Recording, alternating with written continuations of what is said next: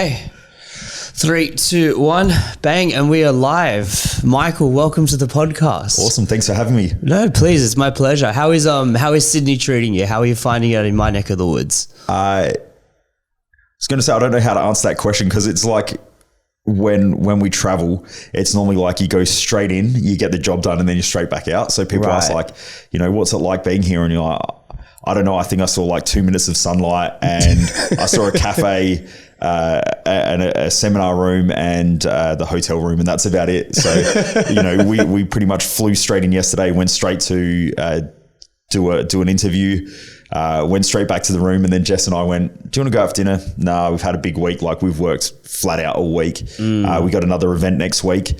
So there's, it's pretty chaotic at the moment. There's a lot of shit going on. And so, we just stayed in the room, got room service, and then this morning ate breakfast, came here. Like, I don't know how Sydney's treating us at the moment. I'll tell you tomorrow afternoon when we fly out. You very much strike me as someone who likes to optimize their time and just like get the most bang for buck in every situation. Yep. And I think that's one of the things that is very compelling about you. It's very interesting to watch and see how you operate, and just like in our small discussions off air, seeing how you're really planning and strategic about everything. So for people who might not be aware about you or your content, what would you say is the story arc of Michael Mojo? How did you end up in this situation? Okay, so I'll try and keep it short because it's a long story. I turned 40 this year, so you've got 40 years of learning, whether those learnings be painful or not painful, that's the journey. But look, really the quick story is at school wasn't the best, got in trouble a lot, probably a bit ADHD, got put into special classes, got told that I was dyslexic and all that sort of stuff. Got kicked out of school at 15, wanted to end my life. And then I just realized that I couldn't, I couldn't be everything that everyone else wanted me to be. And that was a moment that I sort of realized that I can only just be myself. And so that sort of started the journey. That was sort of where my self-awareness sparked up a little bit. Still didn't know what I wanted to do. Ended up going back to school, finished off grade 12. Again, no idea what I wanted to do, but I loved cars, loved messing around. I love figuring out how things work. Like, I've always been really inquisitive, even as a kid. Mm-hmm. So came out of school, didn't really know what I want to do, which is, I think, most people when they finish school. Didn't have great grades, but I finished at least. Did that because that's what my mum more than anyone wanted me to do. My mum fell pregnant with me at 17 in a Catholic family. My dad's a bogan atheist Aussie that, he's just chilled. So, they had me at a really young age. That is an interesting melting pot. It is. But they're really cool. We spoke to them last night. They're, where are they at the moment? Norway, yeah. So they travel quite a bit. So they actually got a Harley and traveled across the US, and then they got on a cruise ship and went to Norway. So my parents are pretty cool. They're interesting people. But yeah, so mum, I think mum had a lot of pressure from her family to be successful and to achieve. Long story short, my grandfather, his dad died when he was 13. So he dropped out of school. He was only child. His mum never worked. So he just started working at 13. I think he had this craving of wanting to do well wanting to go to school, but he never had the opportunity to go to school and go to high school and all that. So they had 4 kids. He wanted all his kids to go to university and sort of fill that void that he had. And then, his second eldest child falls pregnant at 17. And so I assume there was a lot of pressure there for all of them to go to university. My mum never went to uni. That became her void as well. So all through school, mum was like, got to go to uni, got to go to uni, got to go to uni. And then she's got this drop kick of a kid that doesn't do well at school and gets in trouble all the time and, gets expelled for fighting. And yeah. So, I think my mum was quite disappointed in me most of my schooling life and put a lot of pressure on me. But little did I realize back then that's been the foundation to my drive and my success is, proving myself and also making sure that I'm financially stable and all that. So, to cut the long story short, went back to school, became a diesel mechanic, didn't really know what I wanted to do, was just caught in that whole like white picket fence lifestyle, get married, have kids, buy a house, white picket fence, life's good. Then, a few circumstances happened, knew that wasn't going to go down that path at the age that I wanted it to. I was putting too much pressure on myself. And then at around about 21, My best friend, he was involved in a car accident, and I got to the hospital and he informed me that his 3-year-old niece that we used to look after was killed in that car accident, and he was in the passenger seat and his sister was driving. And, I just remember this little white coffin going into the ground, just thinking, fuck, how can life just be taken away just like that? Like, you're here 1 second, gone the next. And although it was a really tragic moment, it was actually the start of my life. And I didn't realize that in that moment, a life was taken, but also a life was gained, and my life was gained in that moment. And I just started assessing my life. I was just thinking, what's the purpose of my life? Why am I here? How do I want to be remembered when I'm not here? And it just became a huge driving factor. And the only place that ever made me feel good about myself was the gym. I had bright red hair, freckles. I was chubby as a kid. In grade 5 swimming class, I was the only kid who wore a t-shirt because I just hated the way I looked. I hated my body and everything like that.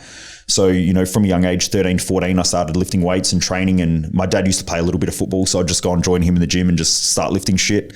Didn't really know what I was doing, but I would always open like the magazines and sort of read about how to train.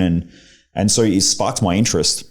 And when I was a diesel mechanic, I was just looking through the newspaper one day and it said, become a personal trainer. And back then, personal trainers were like just these jughead, like there were a couple of different types of people that would go to the gym back in those days. So you get the aerobics chicks with the leotards, and it probably wasn't as bad as the 80s, but it was like early 2000s. So you've got this like culture of yogis. Gym. It was sort of aerobics type people. So there was like the aerobics.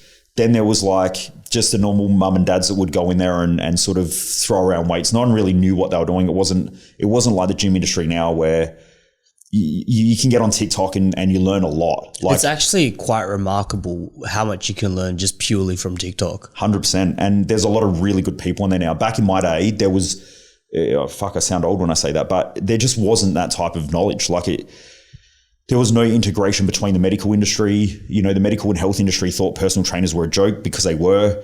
And the only half decent knowledge that you'd get in the gym were the big dudes who were all juiced up and, they're eating their chicken, broccoli and rice, and they're just on heaps of gear with their stringer tops. And it was like that hardcore bodybuilding days just after, Arnold sort of came through, and, most people would get their training knowledge from reading the bodybuilding magazines and stuff like that.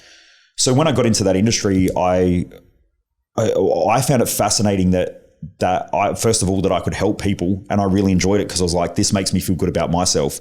And I guess I missed a bit there where I ended up deciding to leave my diesel mechanic apprenticeship, where I got signed off a year early. And the day I got signed off, I just went, fuck it, I'm out of here. Much to my mum's delight, because she was like, I think my son's sort of going to make something of himself. And then, she burst into tears and did the whole, what are you going to do with your life? If you just stick at it for 10 years, you'll have a house and you'll be able to afford shit and all that. And so I jumped into the personal training industry anyway. Started in there, loved it. And then I realized that a lot of people in there didn't really know what they were doing. It was just the wild west of exercise. And so I started learning off of a couple of physios that I was training. And I realized that there was this huge gap between the medical and health industry and the personal training industry. So I started running some seminars and some workshops, and we set up a franchise system in Adelaide, which with a business called Push Training. And I started going out and educating other people, and I thought, this is really cool. I get to stand up and help other people. I think I became probably one of the top trainers in the state and nationally. I don't know where I sat, but I just kept learning. Like I started studying nutrition. I studied physical rehab. I was studying strength conditioning, and I was sort of integrating a lot of that knowledge, which wasn't around. These days, it's quite common for a lot of personal trainers to have lots of knowledge in those fields. But back when I was doing it, 20 years ago, it wasn't really around. So yeah, kept doing that, and then ended up getting poached by a medical center to go and work in there doing their physical rehab and sports performance. And I worked in there for about 3 years. And I just remember I'd talk to a lot of people. I love talking to people and figuring out how they work and why they think the way they think, not realizing that this is actually what I love to do, moving forward to now. But I got to a point where I was sitting in the medical center one day and I was just talking to someone, and they knew what to do. They just didn't fucking do it. And I was like, shit, everyone knows what to do. They just don't fucking do it. And it opened my mind up to the massive gap that most people have. And it's not the fact that they don't know what to do, and it's not that they can't find the skill sets, especially today with the internet. But what I realized is that the biggest problem with most people is here, like what sits in between their ears.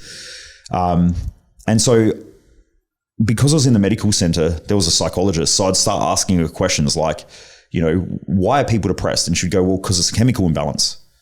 Now, my background was as a diesel mechanic. So when something would break, we would pull it apart, especially working for a company like Caterpillar, which is who I did part of my apprenticeship with. We would pull apart the engine to find out exactly why it broke. So you couldn't just go, well, the engine blew up. It was, okay, well, why did the engine blow up? Okay, well, there was a malfunction in one of the cylinders, but why did that happen? Was there contaminants in the fuel, or was there contaminants in the oil? So you'd send it off for testing, and we would get it right down to exactly why it broke. And then you'd have to send a report to Caterpillar, and they would make sure that those things aren't common. So when I would just get told, well, depression is just a chemical imbalance, I'm like, yeah, but why? Why did someone have a chemical imbalance at 45 years old when it hasn't seemed to affect it in their whole entire life, but it's happened at a certain point in their life? And so I became really inquisitive. And so I just started studying mindset and psychology, and I started traveling, just learning from people smarter than me. Now I've progressed 10 years forward, where we run events nationally. I get to work with some of the most successful people in the country, whether they be rich listers or, large teams come in and they want to know how to perform better. So yeah, that's sort of like the short and long. And I jumped around a little bit there. Normally I'm a bit more concise in my journey, but yeah. It was great. I think it was very in depth and covered a lot of things. I'm curious. So when you made that transition from focusing also on the physical aspect of training and the sports rehabilitation and the biomechanics and the nutrition aspect of it, and that jump over to the psychological aspect, what resources or which people did you turn to? Because it tends to be that the mindset coaching industry, it's very vast and it's very broad, and a lot of the time it's kind of hard to filter out what's good information and what's like a bit pseudo. Yep. So who did you turn to for like expertise and professional advice, and where did you develop this foundation of information? Yeah. So I think back then I started realizing, well, I mean, it's a deep question. I've got to really think about this in order to get the message across concisely. Especially on podcasts, it's easy for people to sit there and think about what I say and then go back and, do research and stuff like that and come back and go, oh, well, that's not sort of right. But that's why I want to try and give concise answers. But I don't think back then I really thought about it. Like I'd come from not really doing well at school to then figuring out that I really love exercising. And then I had a relationship between learning and exercising. And so I actually really enjoyed learning. So that was the first time I really started reading books was back in my personal training days, because I'd read books on training and exercising and some of the exercise physiology and stretching and plyometrics. And I would start reading books on things like that, which is also where I started to question things like learning difficulties and so on, because I was put into special classes at school. And I thought that I couldn't learn, but when I learned something that I actually enjoyed, I became really good at it. And now, I think this year alone, we're halfway through the year. I think I'm already up to like 56 books I've finished this year already. So, I power through reading quite a lot. That's impressive. Yeah. I mean, like I'll try and listen to 1 or 2 audiobooks a week, depending on the week. Like some weeks it might be 3. On the way over here, I was sitting next to my wife, Jess, and we were just laughing because she was like, how do you listen to the books on that speed? Like the book that I was listening to, I think was on 3.5 times speed. Like I'll just listen to it. It sounds like chipmunks, but I pick it up really quite quickly. My journey was that I started learning and reading, but I didn't really know about what was correct and what wasn't. Like it hadn't really crossed my mind. And then I started getting into some different forms of study where, even though I was working with the physios and some other health professionals that were more scientific, I also started exploring some other stuff outside of that as well, because there were a lot of questions that couldn't be answered. And I started seeing patterns. Like I'm sort of aware of patterns. And I think that's what makes me highly skilled at what I do, is I can see patterns of behavior and patterns in things. So what I noticed was that there were gaps in even the science. So back 20 years ago, they used to believe things like saturated fats were bad and they were demonized. There was also a stage that we went through in the health industry where bacteria was considered this bad thing. And so that's where all the like 99% bacteria free hand soaps came from and all that. It was going through the stage like we're going through now. You know, now viruses are bad due to COVID and all this stuff, and society demonizes essentially viruses. But that was happening 20 years ago with bacteria, or 15 years ago with bacteria, maybe 13 years ago with bacteria. But people have a short memory and they forget this shit. And so I started looking outside the box a little bit and thinking, well, how come humans have had saturated fats for like thousands of years and it hasn't really been a problem? There has to be some benefits. There's probably some drawbacks in there. Like, what is it? So I just became, I'm quite inquisitive. And one of my philosophies is things work or they don't work. It's really that simple. And something may work for a period of time, but then it stops working. So if you define everything you do by an ideology of like, well, this works, therefore it has to work forever, it doesn't. And so I think people get stuck. Like there are a lot of people who go into university, think that they have a qualification, then they come out and they do the same shit that they were taught at university, but they don't realize that the stuff that they were taught isn't working anymore, or maybe it never worked. Maybe they were just indoctrinated into an idea, and that causes problems. And so I think in every industry, you've got like 80% of people are pretty shit at what they do because they actually don't know what they want to do. But 20% of people are really highly skilled, highly competent. They ask lots of questions and they want to try and understand. So I went out, I started exploring different ideas. I got into the whole spirituality movement, studied kinesiology through the Czech Institute. Kinesiology, what's that? It's like it's movement. I think it's probably a bit out there. Some of the stuff that I was taught, I wouldn't say is very scientific, nor is it, I don't think it works, but I was just inquisitive. So I went and studied it. Yeah, but of course. Listen, you have to run into bad information to find good information. So yeah, I'm just purely out of my own curiosity. I'm like, what do you mean? Like, what is it? Just so it's essentially, kinesiology is essentially like the study of movement. And there's different forms of kinesiology. The one that I learned, it was called corrective high performance kinesiology. But yeah, it's essentially just looking at movement and how different things affect movement. So it could be how nutrition affects your body, how it causes inflammation in joints and so on. But yeah, so studied that, used that quite a bit, went and did heaps of different courses. And then I think over time you just start using things and if you're self-aware enough, you realize that things work or they don't work. Yeah. So I think that's how I filtered through good information. And then over the years, I've just developed the skills to ask the right questions when I'm going to learn.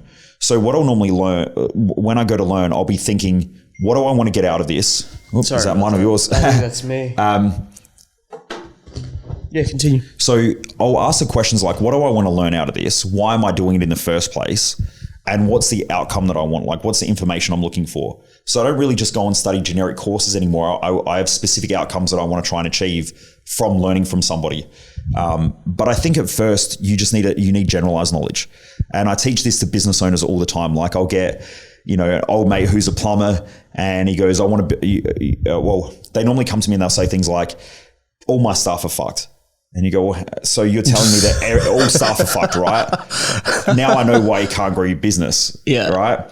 And then they go, yeah, well, but everyone's just fucking stupid and they're dumb and they don't work hard. And you go, okay, first of all, do you want to run a business or do you want a lifestyle? Because they're two different things. And most people want a lifestyle, they don't actually want a business. So they want the cash and they want the reward of doing the work, but they don't want to do the work. Right. So they've got a bit of a fantasy and a delusion about building a business.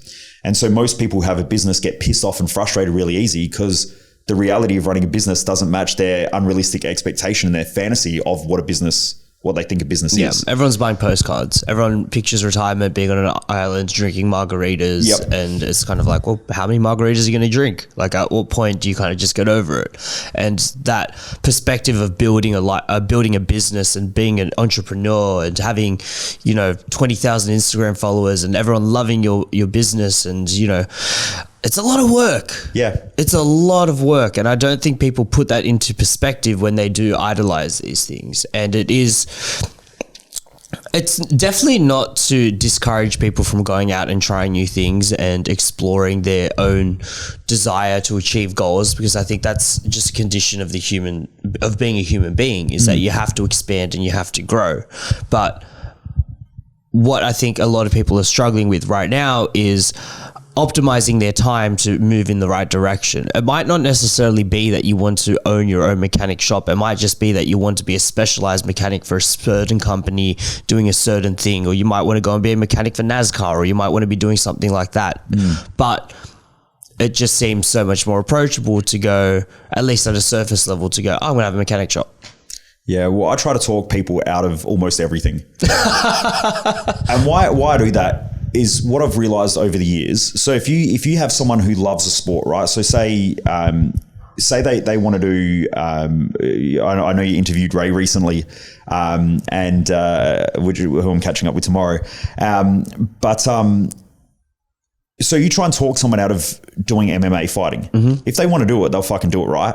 Oh yeah. So the reason why I think discouragement works is because what you do is you stop people from doing shit that they don't really want to do and they're not committed to. So when someone comes to me and they say, I want to start a business, I'm like, don't do it. It's the stupidest thing you'll ever do. Do you like working 100-hour weeks? No. Do you like getting your ass kicked consistently financially? No. Okay. Do you like the fact that you're always going to have cash flow problems almost all the time in business? Because anytime a business is growing, it's going to use a lot of cash. So my philosophy is that when you start a business, it's like a baby. You essentially feed it and it cries. So therefore, the only reason why you would keep a child is because you love it. So if you don't love business, you're essentially feeding it cash as it grows and it shits its pants every day. That's it. That's business 101, right? And then they go, oh, that sounds really, really tough. I don't know that I want to do that. And I go, good. I just saved you 3 to 5 years and a lot of fucking money. Whereas the real business owners, the real entrepreneurs are like, fuck you, I'm going to go do it anyway. Yeah. So they go and do it. I think our society, the whole thing of like, you know, if you want it, you can have it. Great in philosophy, but the truth is you can't. You can have it if you're prepared to work your ass off and overcome the challenges that other people won't overcome. It's that simple. If you go into business and you're going against me as a coach, my goal is to take your clients. So do you want to have that challenge? I want to make sure that I'm as profitable. All business want to make sure that they're as profitable as they can be. They want to make sure that they gain market share because that's called growth. Now, yeah, there's things that you can do, like if you've got niche markets and stuff like that, smart. But the truth is you're in a competitive space. Okay, business is sport, but it's a mental sport. And so you have to grow, you've got to adapt. And so we get a lot of like trade-based businesses coming to like we've got a business mastermind that we run. And a lot of them come in and they'll complain about staff and they go, oh, you know, we're not getting customers and stuff like that. And I go, how much do you know about marketing? Oh, well, fuck God. And it's like, okay, so you don't know anything about marketing. How many sales courses have you done? Oh, I've never done a sales course. How many finance courses have you done? Do you work closely with your accountant? Like, do you know anything about how to read profit and loss statements and data? And oh, nah. So what they're saying is I'm really good as a plumber. So I started my plumbing business. But you've gone from being a plumber to a business owner. They're two completely different skill sets. You spend 4 years doing an apprenticeship as a plumber and you're going to go out there now and spend $0 and 0 time learning how to be a business owner. Do you know how fucking stupid that is? But they just don't get it. Like most business owners go, well, my business is fucked and I'm working all the time and I've got to hire these idiots. But they've never done any management training. They've never done leadership training. Most of them are poor communicators. They don't understand anything about sales, nothing about marketing, don't understand finances. And then they wonder why they fail or why they struggle all the time. And so I meet people every week or talk to people every week on the phone because they'll ring us up or, you know, they will see some of our information online. And they'll say, you know, I've been running a business for 30 years, but most of them have been struggling for 30 years. They haven't learned what they needed to learn. If you want to be good at business, you've got to become a business owner. So you can't be a plumber with a business. You have to become a business owner that understands plumbing. Does that make sense? Like it's a different skill set. Yeah, absolutely. And there's a 4-year apprenticeship that people go through in order to be a plumber or electrician, but most business owners aren't prepared to do 4 years as an apprentice, essentially, in a business, you know, in business school and not that I'm saying that you should go to business school, but you need to essentially learn business. Absolutely. when we're talking business and when we're talking, managing staff and paperwork and payroll and all the nuances that come with it, it's a bit more objective, right? Like you can objectively track, okay, we've done this many sales and we've done this much in marketing and we've turned over this much and we need to improve here and there are inefficiencies. It's all trackable statistically. But when you're dealing with someone who's perhaps an athlete and performance is a lot more objective, careers take turns left, right, and center, how do you find it? How do you maintain objectivity with athletes or people that are working in that domain? Or you don't. You don't. No. I mean, if you just human behavior in general is subjective. So everyone's reality is essentially a subjective experience. So the question is what you're doing working or not working? Because if it's not working, you need to change. And everything in nature grows or dies. Nothing stays the same. So if you're not growing mentally, physically, and all the areas of your life are growing, like if your finances aren't growing, then you know that your finances are dying. If your relationships aren't growing or your intimate relationship isn't growing, it's dying. And so if you take common principles, you know that if you're working with an athlete, you need to understand some of those consistent principles. Like in nature, pressure creates expansion. So if you want to expand as an athlete and you want to be better, you need consistent pressure in order to grow. Now, if you're happy to take on physical pressure and the physical stress of training, that's cool. That's part of the game. But are you expanding mentally? Because that's a different game. And to be honest, I really believe that the majority of athletes massively, massively, massively underutilize the mental performance space. An athlete's mindset will fuck them up more than anything else. You can have some of the best trained athletes that just perform shit under pressure. Yeah. And it's really disappointing. I mean, I've been working in this space now for 11 years, just in human behavior and mental performance mindset sort of space. And I've worked with some large professional organizations and worked with, AFL players and so on, and high level athletes, world champions and that. And it is so disappointing to see the lack of effort that goes into it. And even sporting clubs will say, we have a strong focus on mental performance. They don't. I won't name the sporting team, but I got called in by a head coach. He was an assistant coach of a large sporting team. Can you say the code? No, because it'll definitely give it away. So he was listening to one of my podcasts or something like that online. And is that all right? Yeah, we're good. And I think his wife was listening to one of my talks. And anyway, he said, who the fuck's that guy? And she said, this Mojo guy.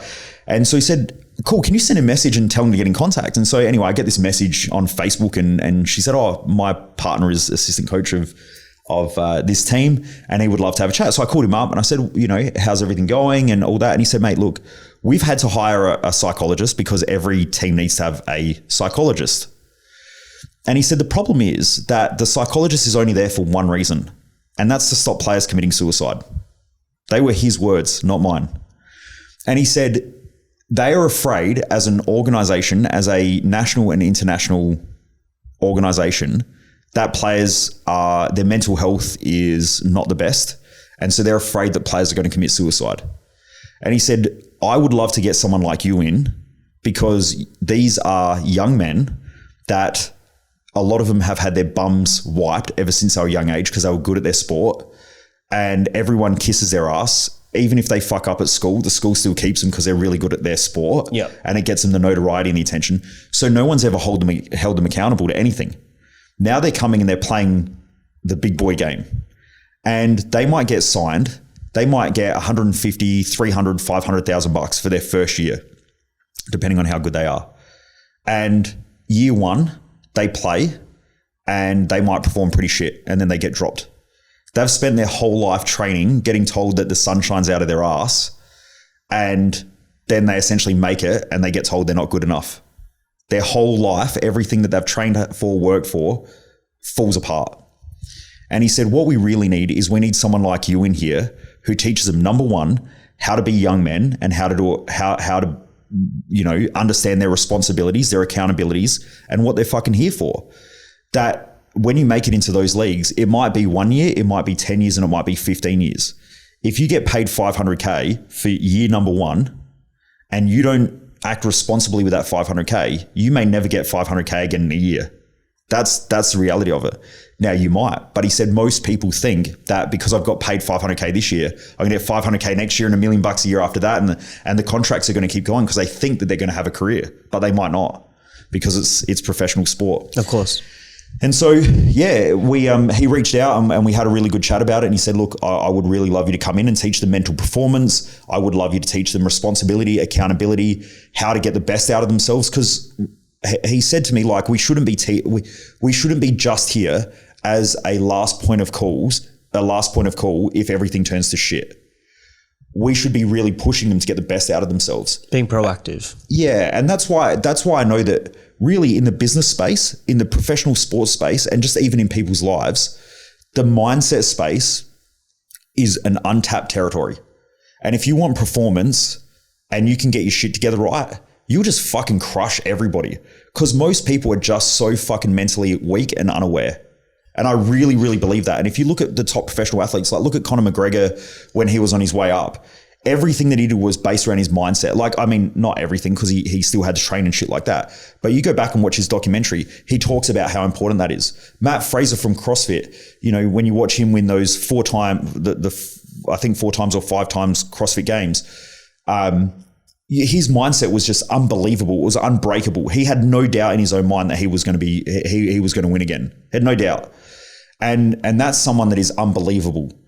And then you look at someone like Tia Claire Toomey, who, when she went to the CrossFit Games, if you actually watch the CrossFit Games documentaries, the first documentary that I watched with her, I was almost ashamed to be an Australian because of the way she acted. She was just negative, down on herself. Oh, I'll probably lose the next thing. And I was like, what the fuck? No professional athlete should be going in talking like that. The next year, she just came out and fucking spanked everybody, spanked them. And then from there, she's been unstoppable. She's the greatest CrossFit Games athlete in history. And then even watching the most recent documentary that's come out on the CrossFit Games, or the movie on it, she was just like, no one can beat me.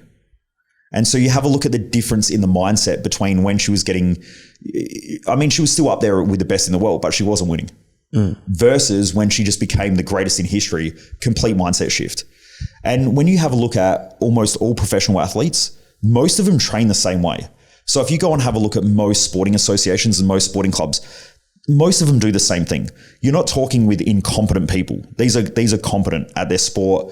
Same as highly skilled business owners, they're competent.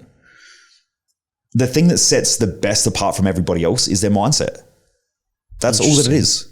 Okay. And it's such an untapped territory because especially in human behavior, the majority of people go and study human behavior in order to save people from hitting rock bottom or dealing with problems versus getting the best out of someone. And it's completely different. I tell people I'm not at my events. We don't sit around and fucking cry and hug each other and high five each other and shit like that.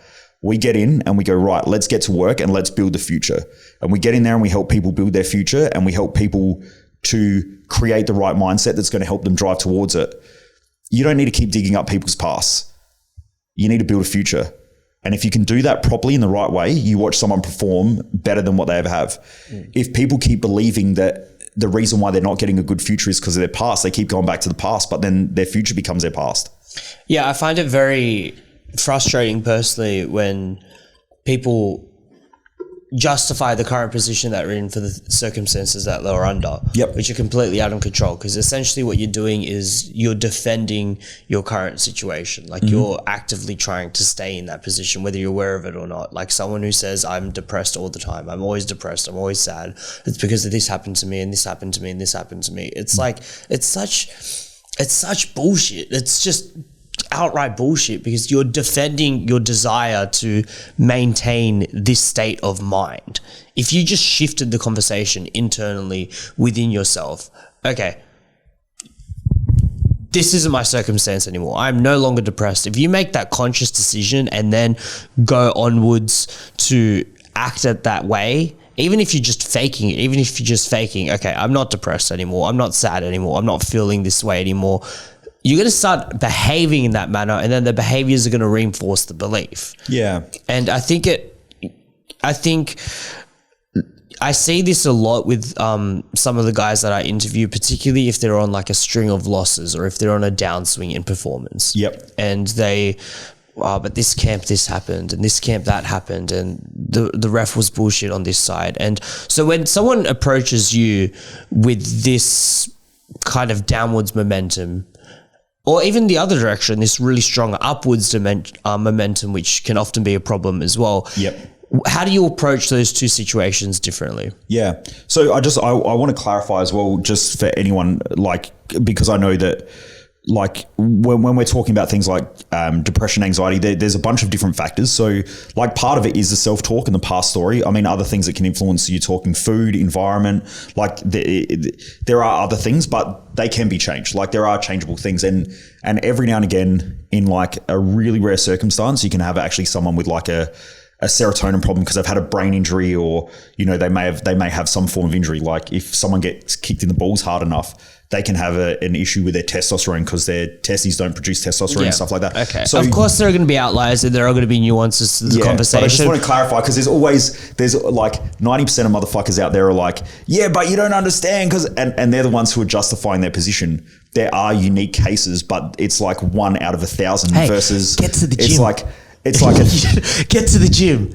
You know what I mean? Like it's such an instant relief. It is such an instant relief. 1 week of hard working out and proper nutrition, and 90% of your problems have vanished. Yeah, I know that it can definitely help. I mean, there's more studies coming out now that are showing that working out is definitely a major factor in the progress or the changes that can happen when people are feeling depressed and stuff like that. A new study recently came out and discovered that physical exercise is 3 to 5 times more potent of a restoration to your dopamine levels than most SSRIs. Yeah. Yep. You know, I definitely think that that's common. It's also taking on challenge and overcoming adversity. You know, that builds character. Like there's so many factors. If you can keep working on those and you're realistic about it, you can see really big changes really quickly with people. But I think that, you know, I have a philosophy, and that is that if you look at how most people operate, their greatest desire is fitting in and being part of something. If you're trying to fit in, and you have a look at what fitting in means, it means average or mediocre, because in order to fit in, you can't stand out too much, but you can't be down too much. You're fitting into the tribe. Mm-hmm. So most people, whether they like it or not, they go, I want to be successful, but I also want to fit in. So what you're really saying is, I want to achieve great things, but at the same time, I don't want to be judged and criticized because I'm going to be above the average. So what do you want? Do you want to be average and fit in and people to tell you that you're a fucking nice person and that you know, they really like hanging around you? Or do you want to be someone who gets out there and fucking crushes results? Because very rarely can you be the same, you know, both at the same time. As you achieve more people are going to judge and criticize you because they don't understand you. You know, when you're a business owner and you're running a highly successful, highly profitable business, you get people that go, well, money's not everything, and you don't. Have you ever run a successful business? Do you know, like, I hear people talk about financial freedom all the time. I've worked with people that are on the rich list and have billions of dollars. They're not financially free, because the more money you make, the more responsibility, the more accountability you have. No one sues a broke person. And if they do, you're fucking stupid, because you're going to spend a heap on legal fees for no reason. Mm-hmm. People sue rich people. Why? Because they've got money. So there's greater risks with making more money. There are other challenges. It's not saying that it's easier. It's just a different challenge. You know, someone who's a professional athlete has different challenges than someone who's not an athlete. But everyone has challenges. It's just what challenges do you want to tackle within your own life?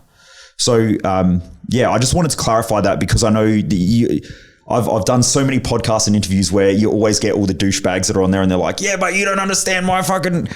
Okay, there's always exceptions to the rules. There is always a circumstance where, yes, that may be the case. But I think the majority of people these days are just trying to fit in. But at the same time, they look at Instagram and go, I want the lifestyle. I want what people have when they put in effort and they work really fucking hard towards something.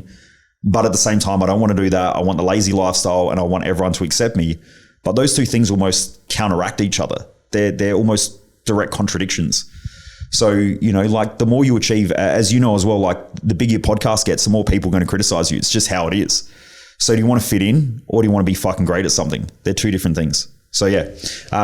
Now back to the question. I forgot what it was. What was the question? So when you are approached with, I want to talk specifically within the bounds of athleticism, but this of course does apply to business as well. And like you said, there are many parallels between the two, but within the bounds of fitness and competition, when you are dealing with someone who's on a downswing, like on a string of losses, or when you're dealing with someone who's on the upswing and on a string of wins, there's self-sabotage in both those circumstances, correct? There can be, yeah. There can be, right? So what approach do you use to deal with those two specific extremes? Yeah, so I believe in being mission driven, not goal driven. Goals are a stop off point on the way to something greater. So when you're goal driven, you're setting short term responses where you're going to work really, really hard and grind really, really hard, but you're going to celebrate hard as well. Give me an example of like a goal driven situation. So I'll go back to my life because it's easy to understand this and it's easy for me to talk about. So many, many years ago, I used to be goal driven. So I would work really, really hard. We would make money. So I'd go on a national tour or something like that. You know, we're doing 12 or 13 locations in 3 weeks. So it's almost like fly in, do a speaking gig, might do some sales the next day, hop on a plane, fly back out next location and so on. And so it was super fucking intense. Then I would get home and I would watch all this money come in and I go, cool, now I've got a heap of money. Then I go, cool, I deserve to have this thing. So I would go out and I would start spending money. I'd start hanging out with mates more. I'd take my foot off the gas. 2 months later, I don't realize that money has to pay for staffing costs, for marketing, for the future thing. We've also got to run these events from the products that we'd sold. So I wasn't looking at the finance sheets properly. I wasn't thinking about the long-term objective. I was just thinking if I work hard now, then I can get rewarded. Because of that, then I would end up in a financial shitstorm. Then I would go, fuck, I need to get myself out of that. So then I'd work really, really hard again, go flat out, and the same thing would happen again. You see this happen with people in the gym, right? They go, I need to lose 10 kilos. So they go on a diet. They're on their diet for 20 weeks. Yep. They get on stage or whatever. And then after that, cool, now I get to eat. 4 weeks of binge eating. Oh shit, now I got to lose 20 kilos again or whatever it is. And so they keep going on these vicious cycles. So all vicious cycles are because of a fantasy or delusion that a person has that something's going to be better than what it is. And it doesn't have the downsides that they forget about. When you're more balanced and you're long-term driven. So for me now, what I'm like this today isn't good. It's not bad. It's just part of the mission and the mission never ends. So I'm doing something that I love, not because I have to, not because I get rewarded from an outcome at a point in time. I get rewarded by doing this shit every day. I wake up and get to do what I fucking love, and that's what I'm here for. And every day I get a little bit better. So it removes the pressure off of if you listen to people's terminologies, they'll say things like if then I'll. So if I do this, then I'll be able to do this. So if I work really, really hard, then I'll be able to buy a house. But when you buy a house, now you're broke. Right? Because now you're paying debt for the next 30 years or whatever. Good goal, but it's not mission driven. Someone who's mission driven goes, I'm buying a house to provide for my family, but it's only just part of the game. So I'm going to keep going after that and keep making money and keep figuring out how I can buy my second house and my third house and my fourth house so that I can build a portfolio. It's just a different psychology and it's a different mentality. So what I find is that with professional athletes, if they're very short-term driven, and let's say, I'll give an example of someone that I heard guys on there, I can't remember his name, but he said, my goal was to make it to the UFC. Now, guess what happened when he made it to the UFC? He had a couple of wins, a couple of losses out of the UFC. Why? Because what was his goal? He achieved his goal. Yep. Conor McGregor didn't achieve his goal because he was more mission driven when he was mission driven. I don't think he is now. And nor would I be if I had, 3, 4, 500 million bucks. A Lamborghini super yacht. Yeah. I sure as shit wouldn't want to get back in the ring and get the shit kicked out of me and have my, nose broken and all that stuff. I think it mentally plays different. But I think Conor McGregor, no matter what he does, has the mentality of greatness, no matter what he does. But my point being that with this guy, he had a goal of getting to the UFC. So he worked hard, he grinded, he pushed himself up every morning, gets to the UFC, takes his foot off the gas, and he said, I won a couple of fights. I used to go out drinking, partying and all that. Lost UFC contract. That's what happens when you're goal-driven, not mission-driven. If you've got a goal, like if you're going to make it to the UFC, I would be making it to the UFC to become world champion. And then on the way to being world champion, you want to have multiple world championships. You want to have something bigger. It might be to be the greatest ever or something like that. You've got to keep, if you're goal driven, you've got to keep adjusting the goal so that the goal's always ahead. Keep moving the goalpost. Yep, 100%. Because if you don't, that's when you start ending up in those downhill cycles. And it's hard to get up there. You grind, and the drop off can just be like that. And that's exactly what I was talking about with that team when the coach reached out to me, or the assistant coach reached out to me. I think that's very actionable. I think there's a lot of value in that. Yeah. I think that's very valuable what you just said, because I do see it in fighters all the time. Yep. All the time. 3-4 fight win streak, killing it, top dog, everyone's talking about them, Instagram's growing, TikTok's going crazy, there's buzz. Fuck it, let's go party, let's go hard, let's it's like but that's okay. Keep moving forward. Why don't we change the scope a little bit? So money is obviously a very big topic that you cover and you talk about, and I'm sure a lot of questions that people have who you kind of stem around money. So if you were to start again with absolutely zero, nothing, what would you do to get back to this position now as quickly as possible? Okay. So I want to clarify what money is first, because I think this is where most people go wrong. So money itself is essentially useless and pointless, right? So there's this whole thing right now about crypto and all that sort of stuff, and whether, it's going to be here for good or whatever. But really, the reason why we have things like a currency is because we need to be able to create a transfer of, or create an exchange of value. So money is essentially a transfer of value. So if I'm an educator and I'm really good at what I do, then you come along and if you've been, let's say you own a restaurant or something like that, right? So you've got a restaurant, I come in, I've got to give you something. So you're going to give your time, your energy, your skill sets and all this stuff that you've built. Now you put that onto a plate, but you're not just going to give that to me for no real reason. So we have to create some form of exchange or trade. And so I can sit there and I can go, oh man, look, I could do some coaching for you. And you're like, I don't need a coach. I'm like, fuck. I could dig a hole out the back. And you're like, I don't need holes dug out the back. Can you imagine how complicated our whole lives would be if we didn't have a medium to exchange value really quickly? So now as a restaurateur, you get this money and then you go, right, how can I use that money in order to live my values, serve a purpose and live my mission and achieve my goals? So we essentially use money just as a form of exchange. And I want to make that really, really clear, because if I give the answer without clarifying that money is just an exchange of value, it won't make sense. And this is where most people fuck up money, because people ask the question, what's the fastest way to generate cash, or what's the best investments? If money is just an exchange of value, don't even think about money, think about the value that you can create. Because if you have self-worth and you have value and you can create value for others, you're going to do really well financially. If you have no self-worth, you're not going to ask for the value that you deserve based on the skill sets and the time, the energy, there's a whole bunch of things that will create value, but you're not going to ask for what you're worth.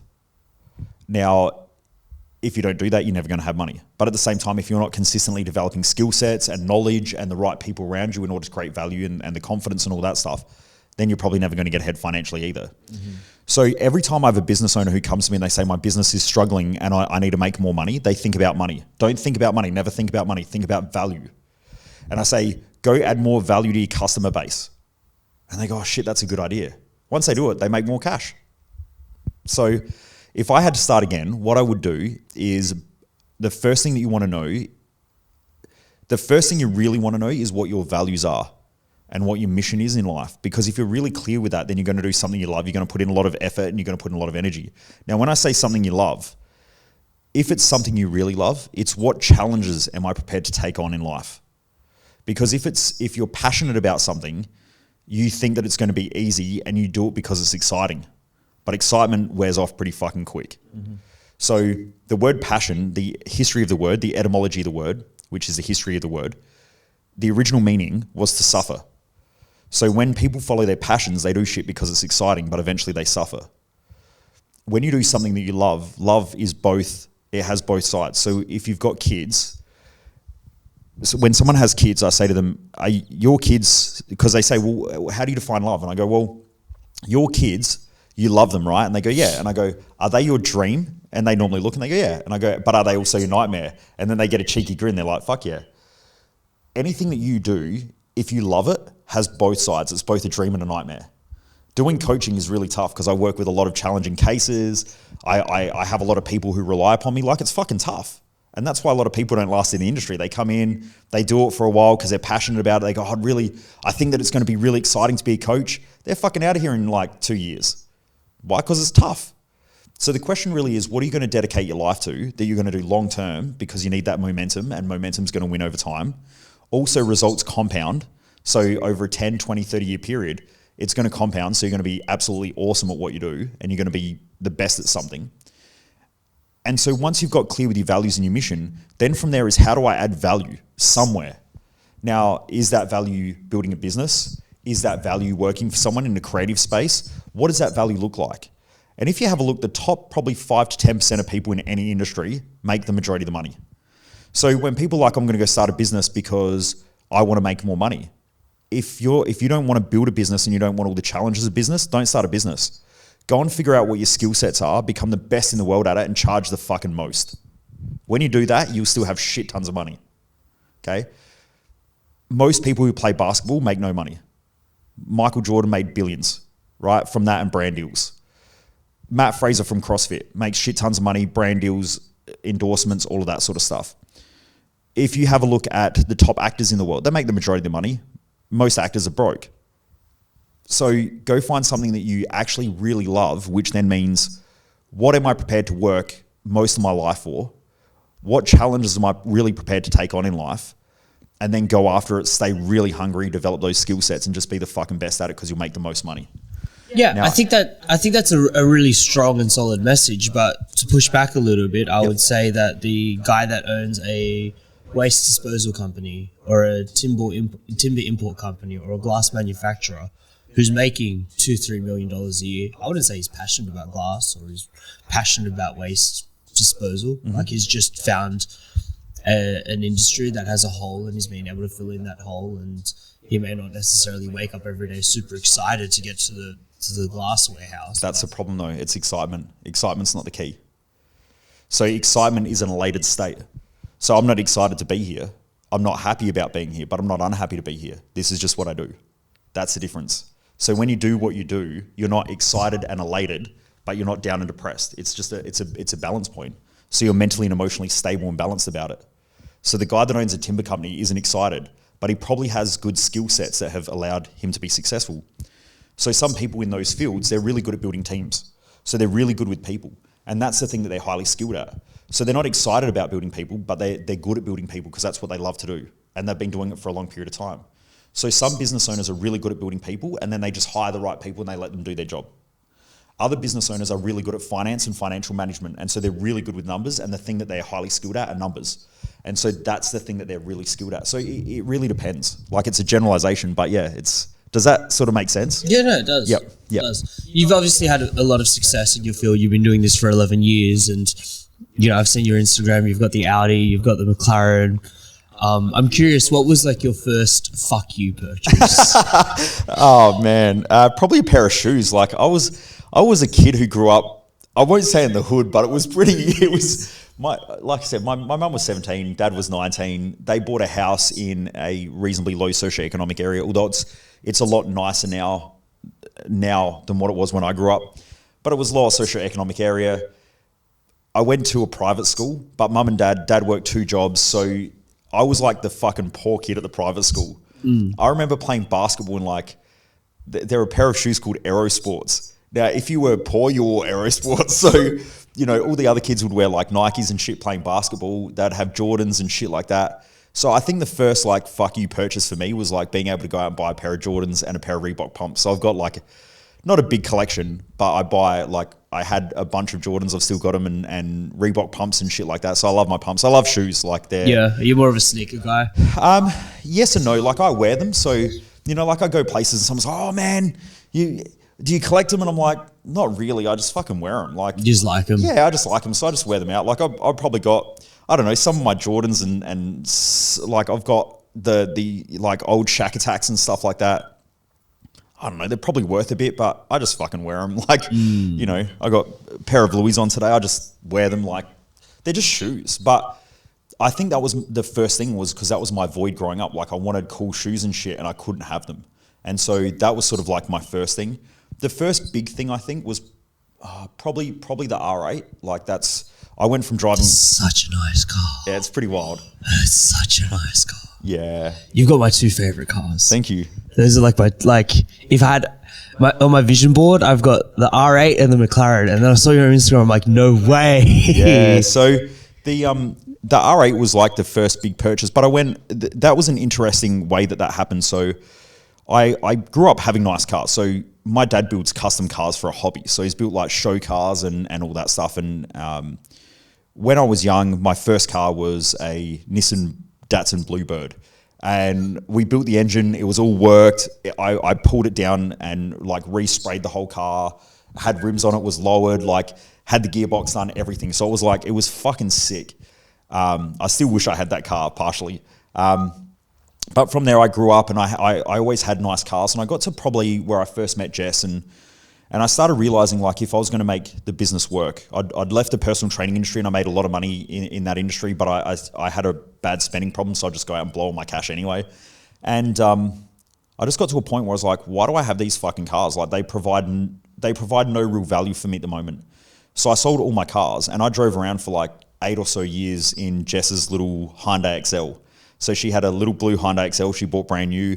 And I would rock up to these meetings with like multi-millionaires and shit in this little blue Hyundai. And I remember it was actually interesting. One day I rocked up, and I'd been working with this client who was a really successful property developer. You know, he's probably worth a couple $100 million.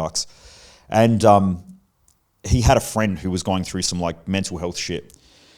Anyway, I left, and I could tell this guy was a bit of a arrogant prick. He thought that the sun shone out of his ass, but I really knew that was a front for his insecurities, and he probably wasn't doing as well as what he wanted everyone else to think. Anyway, I left and I called my friend. I was like, what did he think? And he said that if you're as good as what you say you are, why the fuck are you driving a Hyundai? And I went, perfect.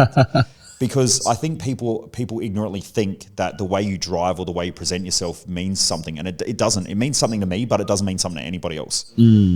I rock up somewhere in a McLaren, half of the people think that I'm a wanker, half of the people think I'm a drug dealer, half of the people think, you know what I mean? Like, there's always something, and then the other man. I think, wow, that's a nice fucking car.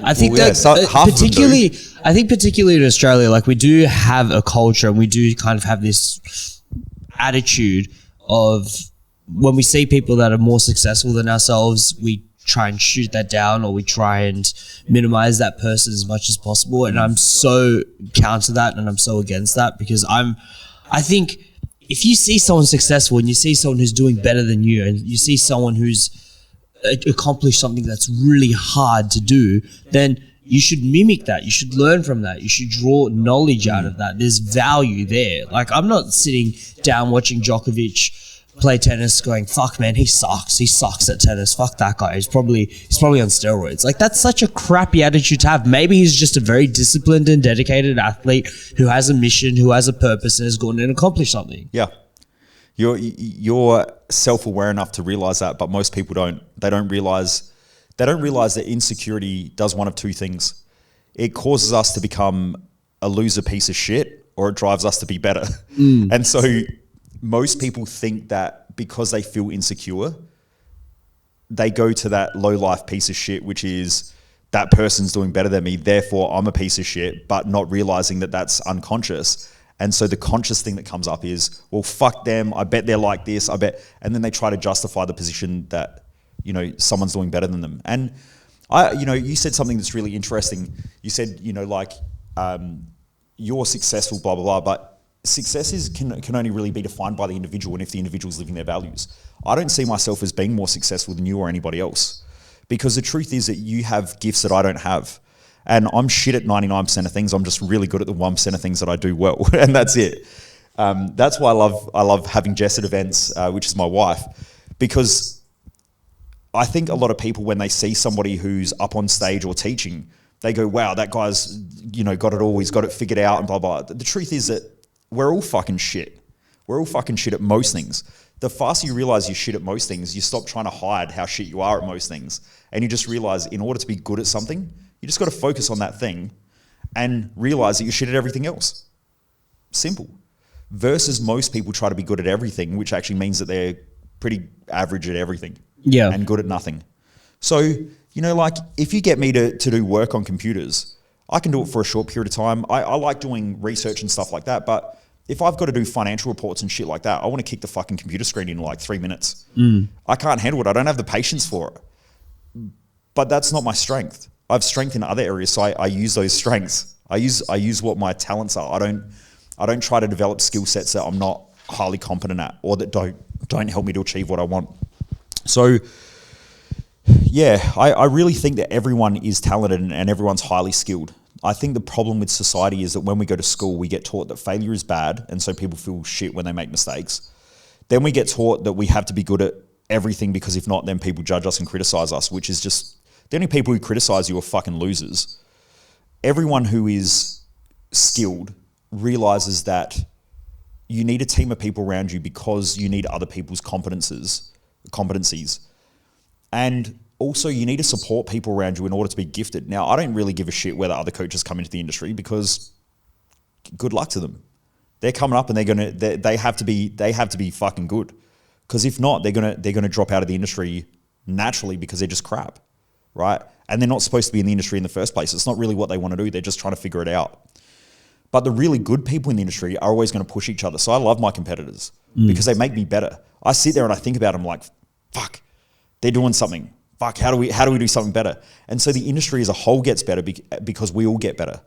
The good ones, the top 10%. Yeah, that would actually does pose my next question perfectly. Yeah. In that, particularly in the age of social media, you've got OnlyFans models, you've got podcasters, you've got marketing gurus. Everyone's pushing the next life hack and the next product that they're trying to sell, right? Everyone's got a course nowadays. Yep. So what makes yours different? What makes yours so much better than everyone else's? Look, I don't think it's so much better than everybody else's. It's just that there are skills that I have and the way that I present. So, like, I have people who message me on social media and they're like, you swear too much. Good, then don't do my fucking event. Go to somebody else. Go to one of my competitors. Fine. We're not going to get along.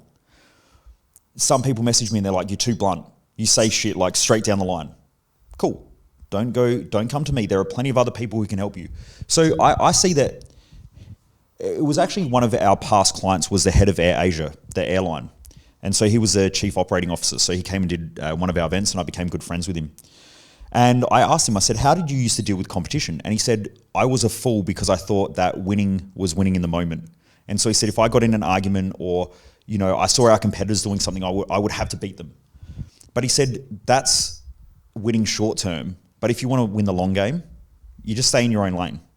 And I didn't get it. It took me like 2 years to fucking figure out that statement and actually like get it to click.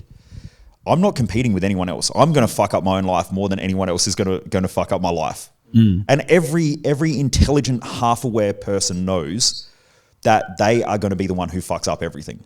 Yeah. So, when people are like, oh, it was COVID, it wasn't hardly any of that shit most of the time. Okay, yeah, COVID might have fucked up some businesses, but most business owners fuck up their own business. And it's not COVID, it's not the economy, it's not the government, because there are other people in the same industry, in the same space who are crushing it. So the question is, why not you? So I know that I'm going to be the one who is going to be the best at what I do, or I'm going to be the one who destroys it all. So I'm just working on myself and I'm going to stay in my lane. And every time someone else runs into my lane, it's fucking sweet. Because guess what? They're running in my lane and they're never going to be better than me. That's it. So I just stay focused on what I do. I used to get really pissed off about all the people. I've seen people come into the industry now because I've been in there for long enough. I've been working with people for 20 years now, almost 20 years, 19. Anyway, I've been working in those industries where even when I was in the personal training industry, we'd have dudes who'd come into fitness first, they'd last 6 months and they're out of there. And they were going to be the best and crush everyone and all that shit. They just couldn't cope. I see coaches. I've seen hundreds. Oh, I shouldn't say hundreds of thousands, but I've seen tens of thousands of coaches online. All of them. We're Australia's number one. We're the best. Mm-hmm. Where are they now? 99.9% of them are gone. Why? Because they're going to fuck it up for themselves. And they're not. That's not really their thing. They're just looking for the next thing. Like, how many people have gone from, getting on stage and being sports models to, and I'm talking about, the bodybuilding girls. They get on stage, they're sports models, they want the attention, then they become personal trainers.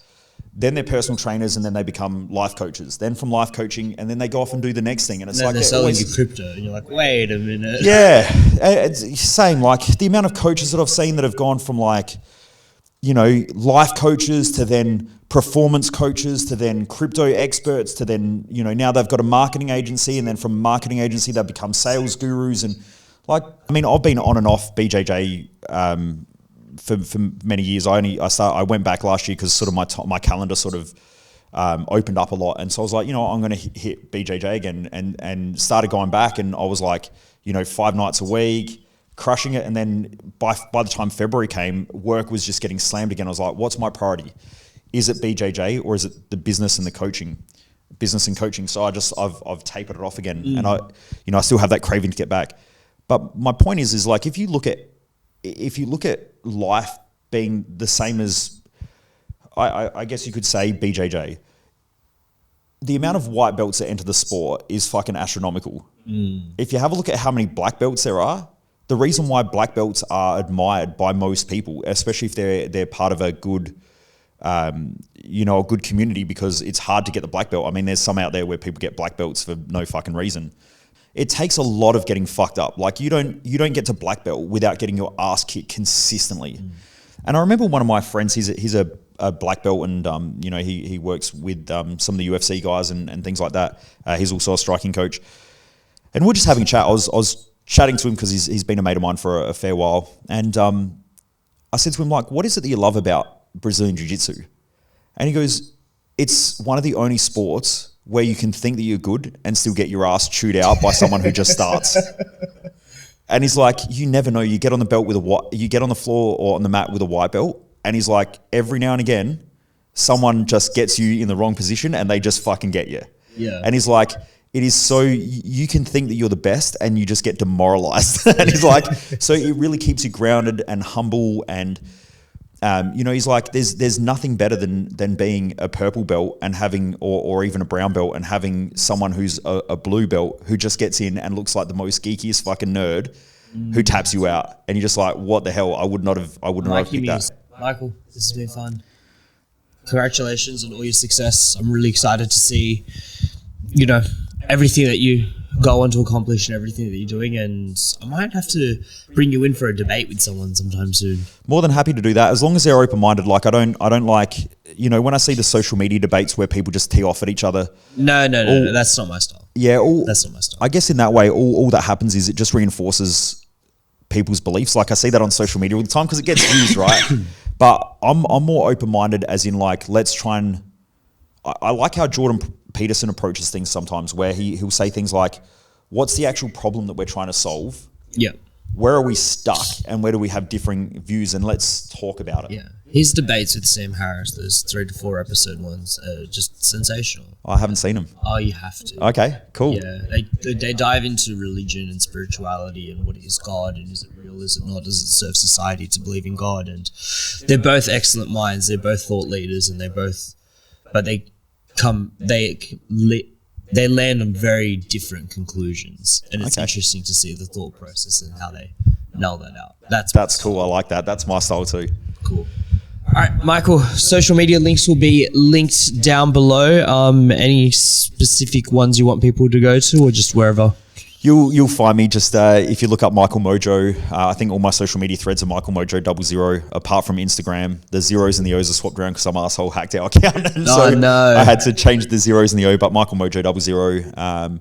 If you Google, my podcast is The Underestimated Entrepreneur. It's just daily thought processes that I go through, and it's not interview style like this. It's just me talking about different topics and whatever I find interesting on the day. So you can find that, and if you just search Michael Mojo, our website will come up, or Mojo Human Performance Institute. So yeah. Brilliant. All right, guys, thank you very much for watching, tuning in, subscribing. We will see you next time. Awesome. Thank you. Awesome, mate. That was awesome. Thank you.